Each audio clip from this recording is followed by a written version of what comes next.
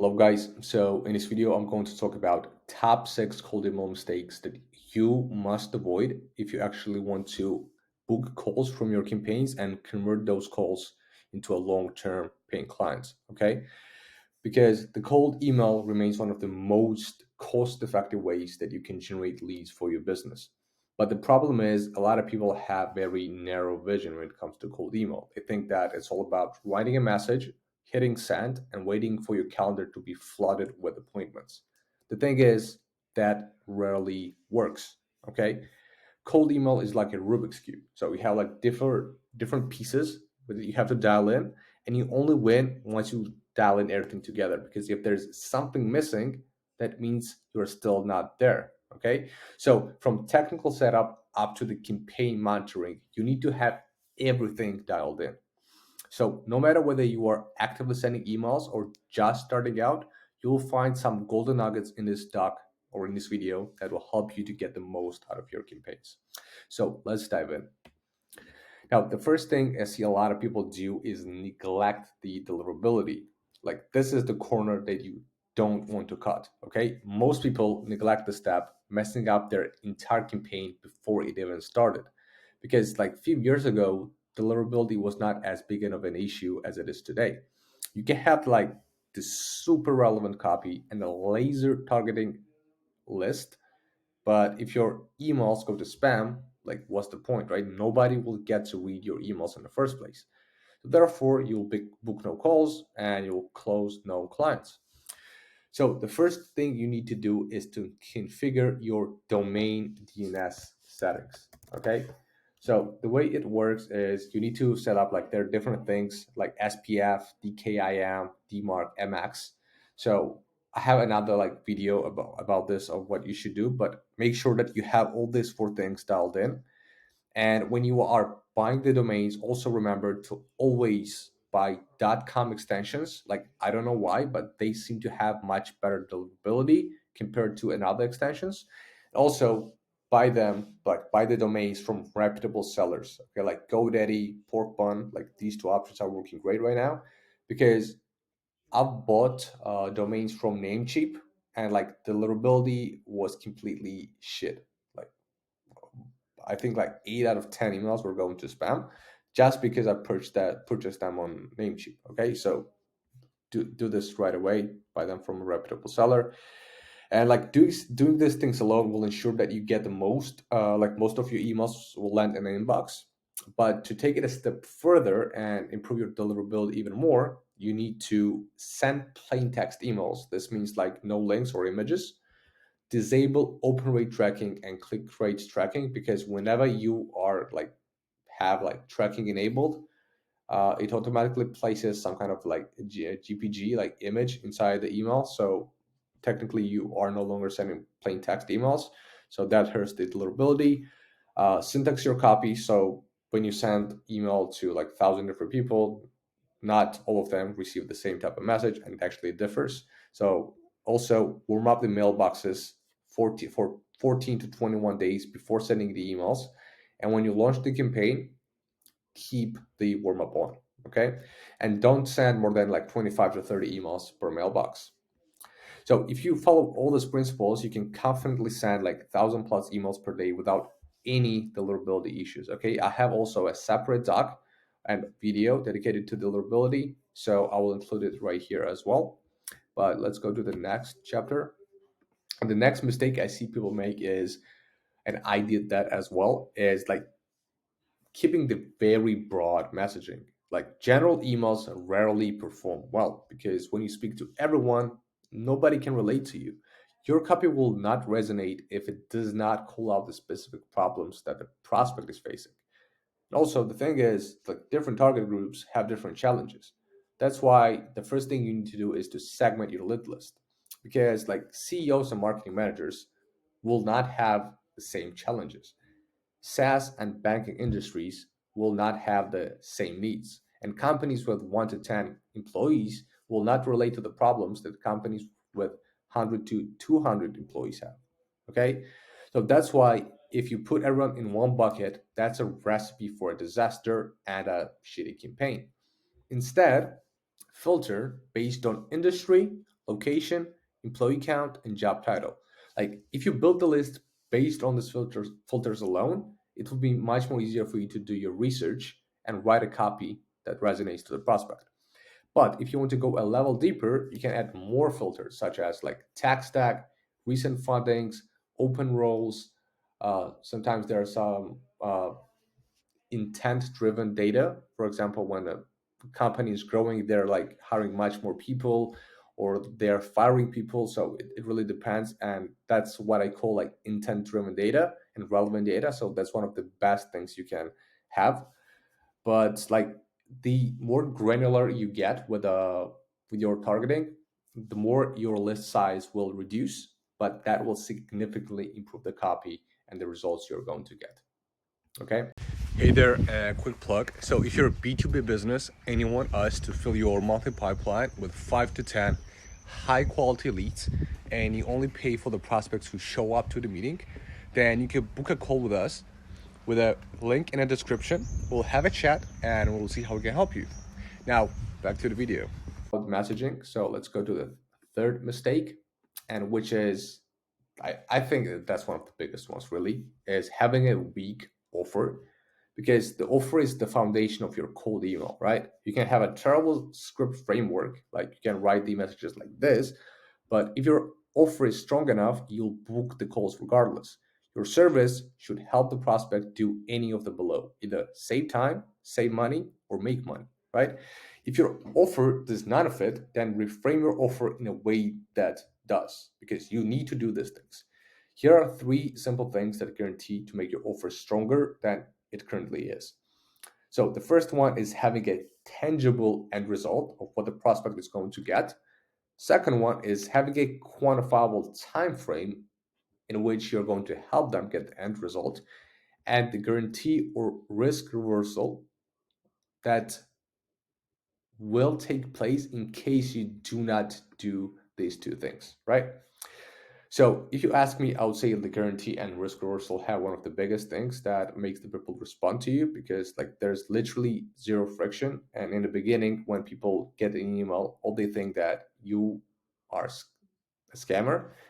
But when you have the guarantee or risk reversal, that's just a breath of fresh air that makes them feel like, okay, cool, let me reply back and see what this person is all about. Because anybody can write any tangible end result in any quantifiable time frame, right? The thing is about guarantee and risk reversal. But most people do not feel comfortable doing all of this, especially the guarantee, which I completely understand, because it kind of puts you outside of your comfort zone where you actually need to deliver good results to get paid, right? But you have to also think from the prospect's perspective. Like, why would someone want to speak with you when they do not even know what they're getting, right? Because let's compare it to like 2 offers. One, let's say I message you, we'll bring you more leads. And the second one is, hey, we'll book you 5 to 10 qualified appointments every 30 days, and you only pay for the calls that will show up to the meeting. Now, like, which one are you more likely to respond to, right? Like, if that was me, I would clearly respond to the second email if I got this. What you need to do here is you have to paint a clear picture of the outcome in your prospect's mind, and then remove the friction by stating the guarantee or risk reversal that works like this. So you'll collect twice as more cash if you just do this. Okay. So the fourth mistake I see people make is having a weak follow-up structure, because getting a positive reply is only the beginning. Just because somebody answered you does not mean they'll book a call right away, right? So your ability to follow up effectively has the proportional outcome on how many calls you book and the money that you make. Because people are busy, like they forget things, especially the cold email they receive on Thursday morning when they have like 10 other things going on. So it's your duty as a person doing the outreach to keep following up with everyone who responds with interest. You can either do this manually or automate the entire process. But like no matter which one you choose, guys, like don't half-ass it, because prospects should feel that you put in the effort into your follow-ups. The first 2 emails can act as a simple reminder, so no need to overcomplicate this stuff. But after that, you want to start displaying social proof and expertise. So you should send like case studies, sales assets, articles you have written on LinkedIn or Twitter, wherever you do, and also like YouTube videos if you have. So you need to space out your emails based on how much time passed since the prospect initially replied.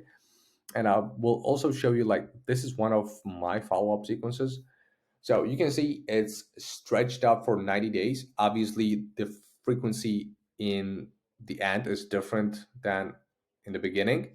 That's because in the beginning, prospect is more hot. So the longer they do not reply back, like I don't want to be too spammy and too aggressive in my follow up. So I kind of space them out.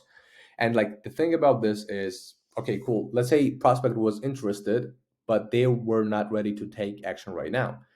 So, like within the next 90 days, if I keep following up and providing value for them, I will be staying on top of their mind. So, the next time they think, okay, now it's time to take some action and invest into some cold email lead generation, they're going to come to me because I was the person who was keeping in touch and staying on top of their mind, right? And I was not doing this by emails like, hey, just bumping this up.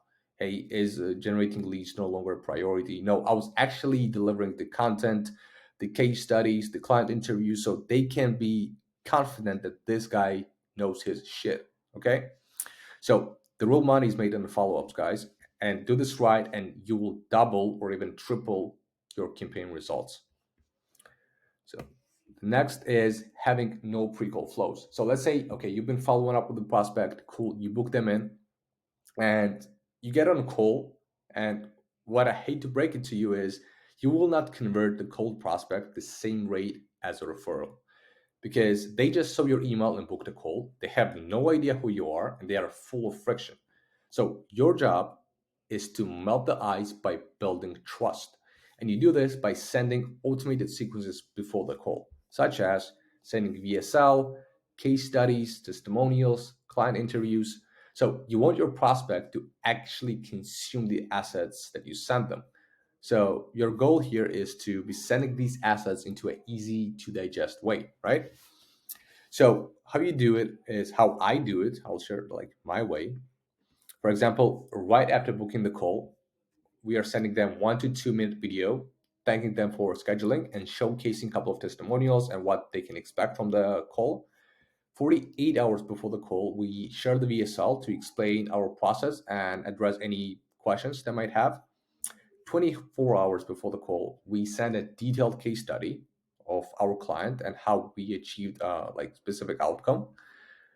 And 3 hours before the call, we send the client interview to kind of build the anticipation before the call. So it's much more easier for us to run the entire sales call without them being like too cold, full of friction, and like too tensed up, right?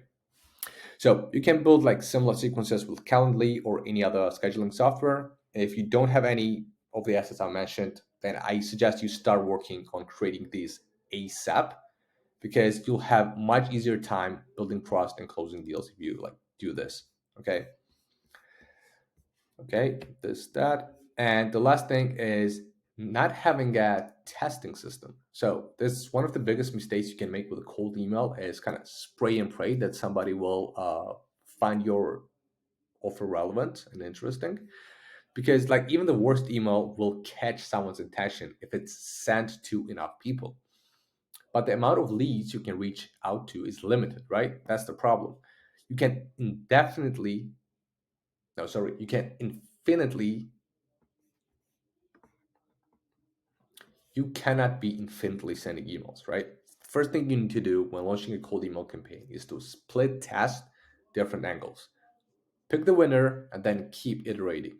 So things you need to look out for when testing your cold email campaigns is first, the biggest needle movers is offer, market, language, and the specifics. So not every change is of the same importance. So I'll categorize all the possible changes by 3 levels. So level 3, I would say, is the offer in the market, which can literally have from 2 to 5x increase in like the results you're getting. Level 2, I would say, is the language that you speak. Uh, what's like first lines you use, the openers, So that will be level 2. So that can have approximately from 30% up to 200% increase. And level 1 is like the very like minimal things, like changing the wording, changing the subject line, and all that stuff. That does not really matter. So the max you can get out of that is like 5 to 15% increase, right? So if you test like different details simultaneously, remember that it's hard to determine what actually impacted the campaign. So you need to be testing only one variable at a time. And if you test things that don't matter much, you will not see significant improvement in performance.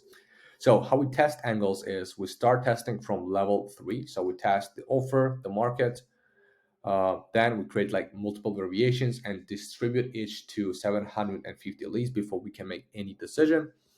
We always test one variable at a time, and we optimize for the booking rates. So we will kind of reveal the winner based on the angle that booked the most calls, right?